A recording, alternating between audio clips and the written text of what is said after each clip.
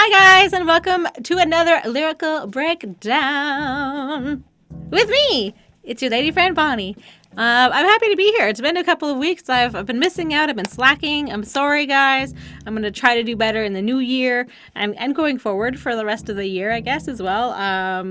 But yeah, so welcome. I will be breaking down some lyrics for you from a classic song this week. It's a classic hip hop song. And yeah, so it is Big L's song, How Will I Make It?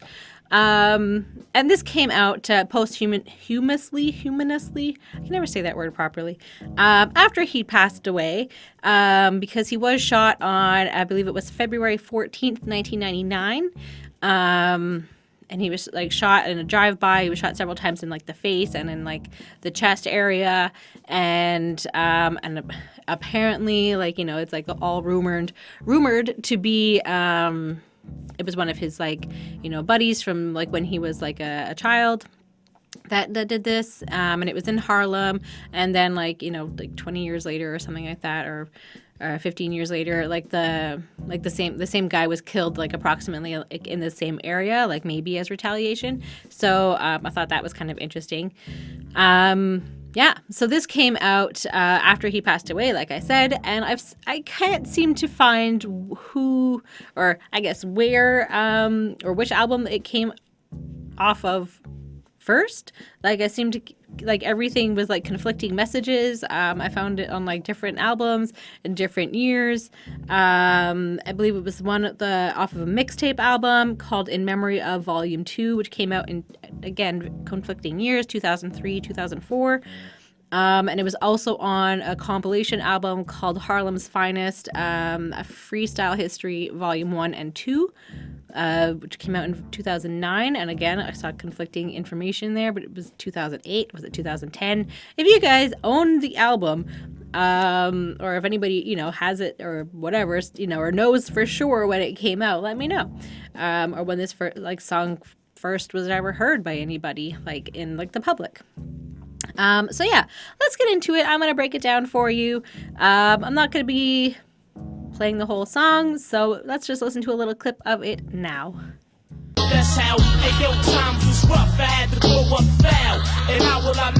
So that's it. And to start off, it does sound like kind of interesting, and it does have like a catchy beat to it as well. It sounds kind of like an altered video game sound a little bit. So it sounds kind of youthful and like jumpy a little bit, like physically, like if you could imagine like Mario jumping, like it kind of sounds like that, but like slowed down a little bit, and like there's like a harder topic over top of it. So let's get into the intro right now. Some people was born in heaven with a silver spoon in their mouth, and had everything handed to them on a silver platter, and never had to work hard for nothing. Then there are some people that was born in the opposite world of those that was born in heaven, which is called hell, and had to work hard for everything they got, and they never got nothing handed to them, and never will. So obviously he's kind of looking at life from the other side of things, from maybe like what, you know, is kind of more normal, you know, middle class and upper class, like, you know, anybody that's living well off, you know, they're living like a you know, a good and lovely life, like, and he's just kind of like, wow, like, you guys have it so easy, like, you don't ever have to like worry about anything. Like, they don't understand like the struggle of having to work for everything, like everything that that they have. And so there are people, you know, for those who aren't born, you know, to privilege, they will have to work. Everybody else is going to have to work really hard until they die, and those with privilege will just never understand the struggle and like the constant like suffering, you know, and difficulties to overcome, that people who don't have everything handed to them have. So let's get into verse 1. So right away we kind of have like a sense of like what the song is going to be about. So he's kind of saying like, you guys have and we have not, basically.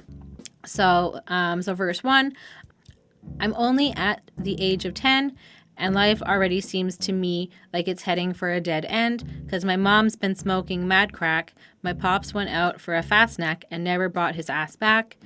Nobody knows how I feel. It's quite ill because I had to steal to fill my stomach with a nice meal. So he's looking back, he's seeing, he's talking about when he was 10, so he's obviously not writing this when he was 10. He's obviously reflecting, and he's telling us about this time from his childhood, and even at this like young age that he was in, he already knows that he was destined really not for too much. Like he knew that he wasn't going to go far, that this was going to be his life. He was seeing the people around him, about his neighborhood, his school, his parents, everything else. Like it wasn't, a happy childhood, I'm guessing. And his mom is on crack, and which is basically a pretty common feature, unfortunately, for many people and many lives, especially like in like the 90s era. I think it was like the 80s, 90s, and obviously I'm sure it didn't just, when the millennium rang in, I'm sure not everybody just stopped using crack. I'm sure there's still quite a few people that use it. But yeah, it was definitely like heavier in the 90s, I believe. And yeah, and he's also saying that his dad walked out on them, so obviously he doesn't have like a father figure around, and he's just kind of like sick of looking around at everything, and he's not really sure if it's his stomach that's making him feel sick or if it's just like the reality of lives. But then he also mentions that he's hungry, and the only way for him to fill his belly and like have what he wants and feel good is to steal food, which is really sad, especially for a 10-year-old. Yeah. So let's keep going. So too ashamed to walk the streets, wearing the same cheap sneaks and dirty outfits for weeks. Even my holidays got damaged because on Christmas I asked Santa for a father and a hot sandwich. I just can't take it, and every day I ask myself, how will I make it? So here's a little Christmas reference for all of you that celebrate Christmas. So he's too embarrassed and ashamed, and basically, no kid should have to go through that just to get food, which is a basic necessity that, essentially your parents should be able to provide for you. But obviously, this is not where her money's going. And he has to wear the same like cheap and dirty clothes all the time. And because his mom can't afford it or doesn't, make that, she probably uses most of her money for crack, and then whatever's left over, maybe he gets some, if there's any. So Christmas is obviously, a hard time for him, and yeah, and he obviously felt left out of like, everybody else's like merriment at Christmas, and he doesn't get to have like the same, experiences that other kids get to have, in their childhoods. And the only thing, instead of asking for a toy, the only thing he asked for was a hot sandwich because, he's 10 years old. Maybe he doesn't know how to cook, anything too much. But yeah, I mean, it's terrible. That's the only thing that he wants. Yeah, and he has nothing. And his father, and, he's asking for his father since he walked out for him to come back. And basically, maybe he's hoping that his father can save him a little bit and maybe get him out of here. And he's basically saying he can't take his life. And honestly, like, if I was 10 years old and if this was my life, like, I get it. Like, I really do. It's a lot of frustrations and you want to give up on life. And, you're not seeing, like, the pretty rainbows that everybody else with money has. You're just seeing, like, this, like, dark, dirty, terrible life, unfortunately. Yeah, and that's not his choice. He was born into this, or, it kind of took over his life, but he's a kid, and, yeah, I mean, it's crazy that kids have to worry about things like this. So, yeah, that sucks. So, now we have the hook. It seems like my life's been cursed ever since I was a child. And how will I make it? I won't. That's how. I walk around town I walk around with a frown. I got no reason to smile. And how will I make it? I won't. That's how. Ayo, times was rough. I had to grow up foul. And how will I make it? I won't. That's how. I always knew that I'd end up doing time on the aisle. And how will I make it? I won't. That's how. So he's obviously, in a pretty low state, and he's thinking about all the bad stuff in life, which is pretty, prevalent in his reality. Like, there's probably not a lot of like happy, positive experiences in his life, and he doesn't get to have that. And he feels cursed. And he's saying that, he's kind of saying like, ever since I was a kid, like this has been going on. And so like, this is still something that he's suffering. He's been suffering for his entire life. And that's a terrible thing. Yeah.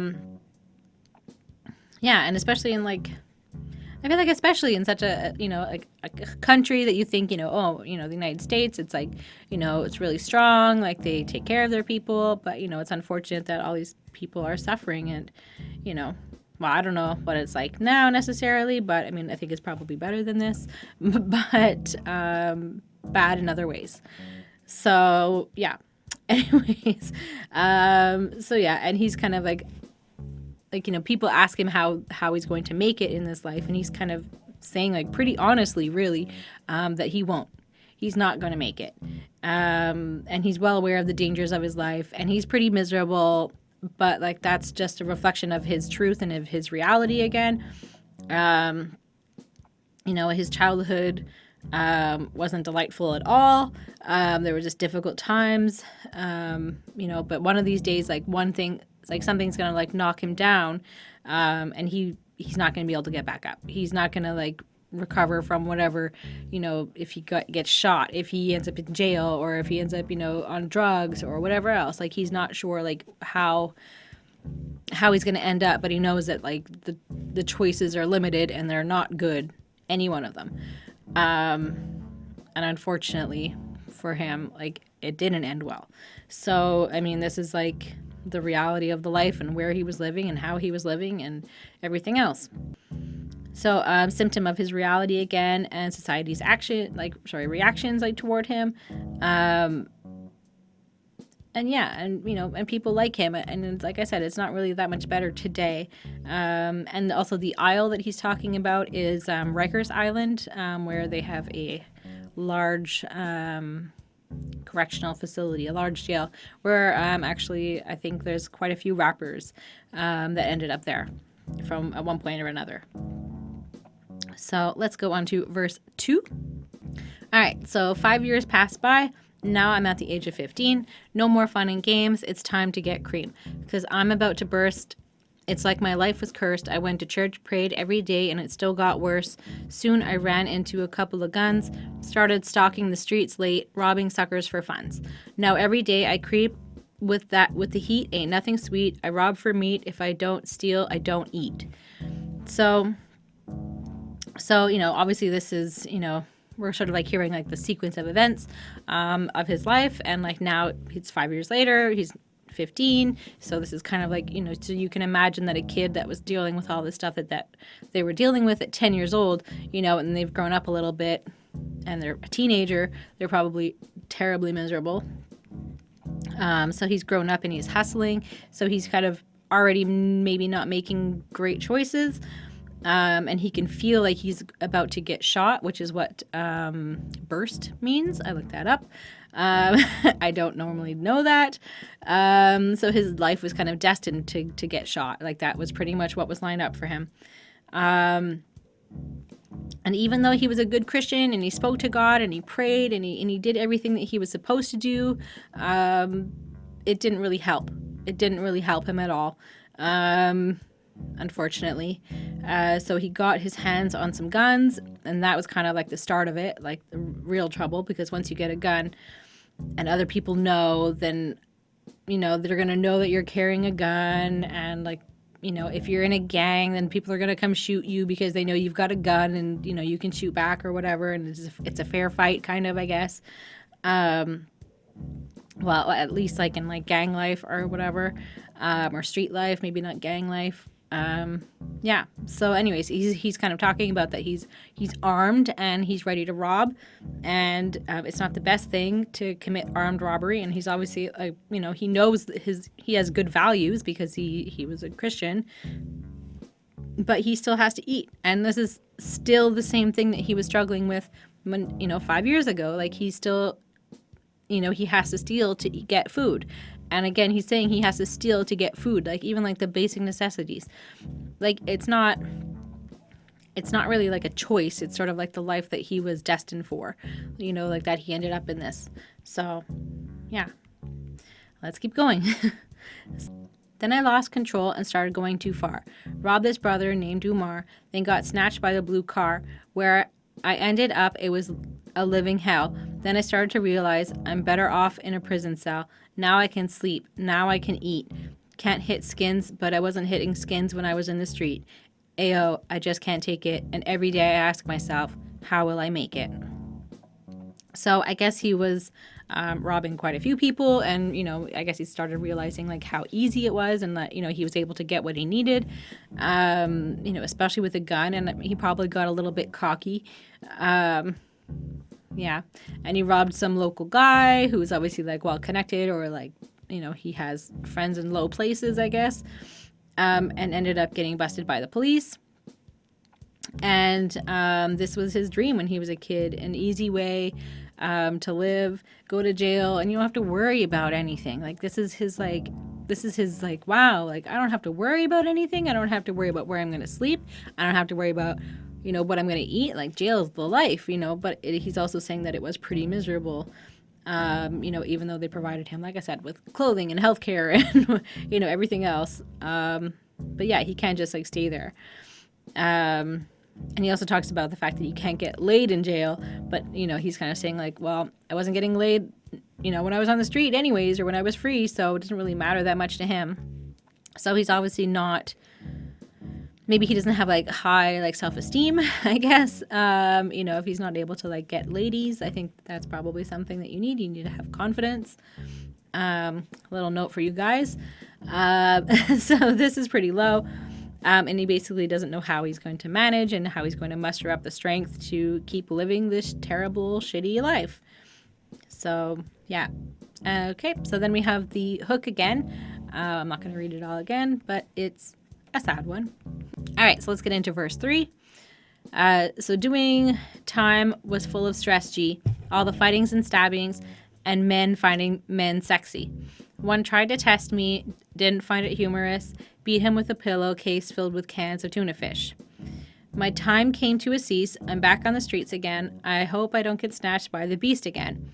But it's crazy hectic because I'm broke, get up naked, and can't get a job because of my jail record. So he's kind of saying like, as much as jail has like its perks, it's not easy to be in jail. And he just wants everybody to basically know that.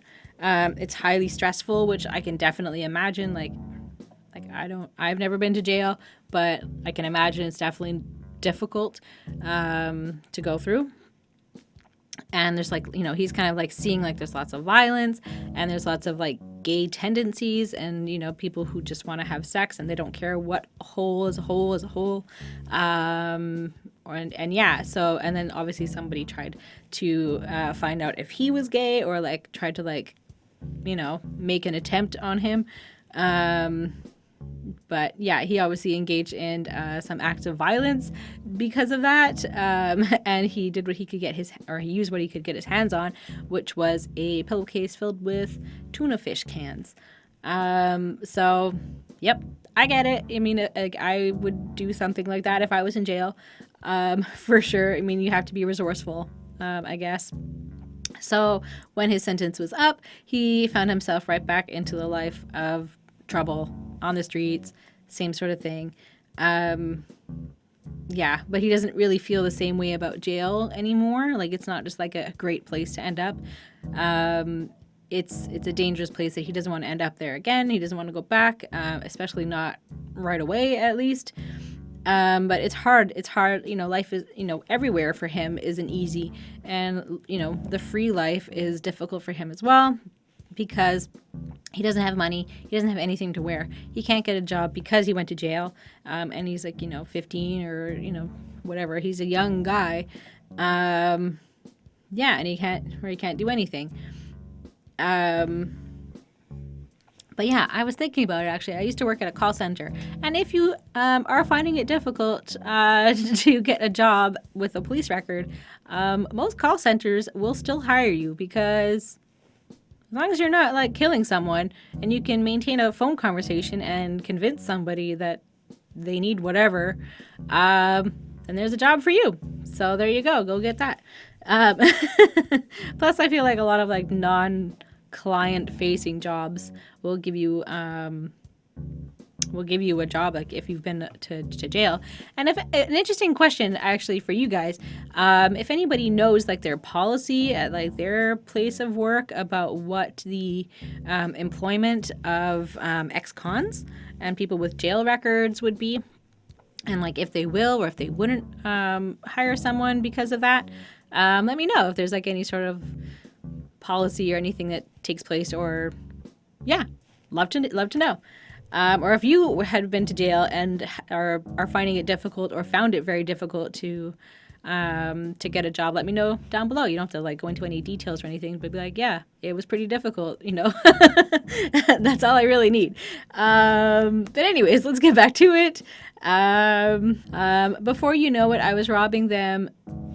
Same ducks. I even started robbing homeless folk for their change cups. My whole life was deserted. Either I'm gonna go back to jail or get murdered, but do I deserve it? All I tried to do was live the one life that I got, but it seems like I can't get a fair shot. I just can't take it, and every day I ask myself, how will I make it?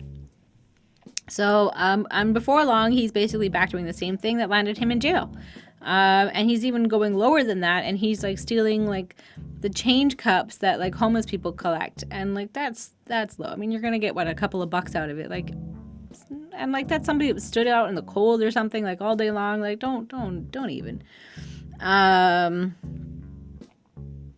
So he doesn't care about living at this point. Basically, he's going to end up getting killed or go back to jail, and but this is the life that he deserves. Like he's kind of like questioning it. Like he's, he tried to be the best that he could be, and he tried. He was just living the one life that he has. But the cards are so stacked against him. That he can't, like he just keeps trying to climb up the ladder, and like he just can't even grab like a rein. Is it a rein? No, like a thing in the ladder. The step of the ladder. I can't think of the name of it. But yeah, anyway, so he basically asks himself, how will he make it? And I think that he's really, really questioning on the inside, like he's like how will I make it? Like he doesn't even know. Like this is the life that he's in. So yeah, let's have the outro. So word up, man. It's real tough out there. In the ghetto, all you can wish for is a better tomorrow. It ain't getting no better. It's only getting worse. Word up. So basically he's saying like to the people who live in the ghetto, who live like a difficult life and like a difficult neighborhood, he gets it and he sympathizes basically. And in the ghetto, you can wish for a better tomorrow, but really it's only going to get worse. And it's pretty damn sad, actually. This whole song is pretty sad, especially like, I know that, like I said, I think that things have gotten a lot better and there's a lot of areas that are cleaned up. But, I mean, obviously there's still areas that probably need a lot of work and a lot of support and funding and everything else put into them in order to, like, avoid situations like this. But it's difficult. You can't really... It's hard to change this. It's a very big process. And, yeah, I mean, I don't think anybody should have to go through this and have to suffer and, like, have that weight on him. He obviously felt like the weight of the world really on his shoulders because he didn't think that he was even going to live until tomorrow. Like every day he just was like, like miserable. He wasn't happy. He was, struggling. And he seems like, based off of like his music and his songs, he seems like an okay guy. Like he seems like he was making like good choices. He was a smart guy. But this was his life. Like there's no escape. Like if you plopped him into like Harvard or something, I'm sure he would have done great. But you know, it's not. Anyways, yeah, I don't know what to say. Yeah, it's unfortunate, and that's pretty much it. So rest in peace, Big Al. Yeah, so I mean, it's a really great song with a lot of like really dark and honest emotions spilled out, and that's pretty much it. So yeah. If you guys liked my breakdown, definitely let me know in the comments down below. Like this video, you can subscribe. And I would especially like to thank our Patreons, our patrons on Patreon, Linda Williams, Chris Prado, Super Old School in 1994, and Ismail Gadamsi. So thank you guys so much. If you guys would like to support our channel and what we do over here, definitely you can check that out down below. There's all the information there. Yeah, and if you guys, you know, want to share anything with me, yeah, let me know. Let me know everything. I've looked into the Big L documentary that I think came out last year. So I have to like look where I can find to actually like watch that. I think that would be pretty interesting. It sounds like his life was worth watching. I guess I can say that if it's a documentary, and I think it was made by his best friend. So I think that's pretty cool. So yeah, that'll be it for me, and I think maybe I'll be seeing you before the holidays. But in case I don't, Merry Christmas, Happy Holidays. But yeah, either way, go wrap your presents, and yeah, have a great time. Be safe. Love you guys. Bye.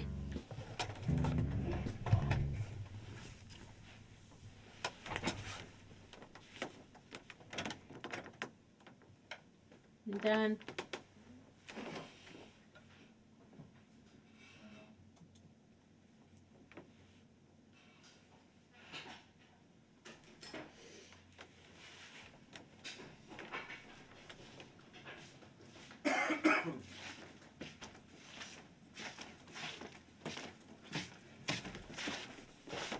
Is it different on here? There's not